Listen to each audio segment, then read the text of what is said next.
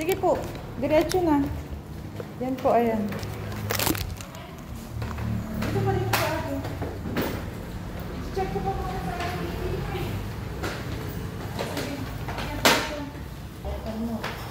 Alcohol po pagkalabas. Para may matas po kayo. Saan po kayo nanganganak? Normal po ba lahat? Opo. Hindi po. Hihilang ako. Hindi kayo maputukan. Ganyan lang po. O, ayan. Sige. Ito na po. Konti na lang. Makakaraos na. Sige po. Ayan. Makalabas na po yung bata. O, relax lang po, nanay. O, relax lang po. Okay po kayo? Okay po kayo? Time 6:15. Thank you, Lord. Thank you, Lord. Lord. Thank you, thank you. Dasal po tayo na huwag mag-bleed.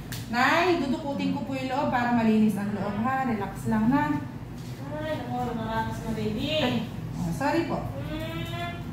Kailangan ko linisin ang loob, na? Si Ana, lumabas na.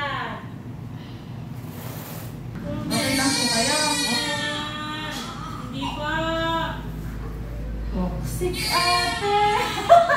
Pinakabaho ako, grabe!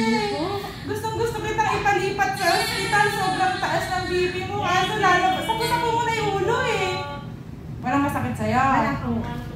Bakit bukas na lang? Yun lang pong... Pinamasahe ko to para hindi lumambot. Ako. Yun lang pepet ko na sakit. Siyempre may lumabas eh. Ate, magpakabit ka na ng implant. Yung para hindi ka magbuntis. Apo. May gas-gas lang, hindi ko natataliin na. Apo. Gas-gas lang naman. Ay, thank you Lord. Sana magtuloy-tuloy po okay ang pasyente.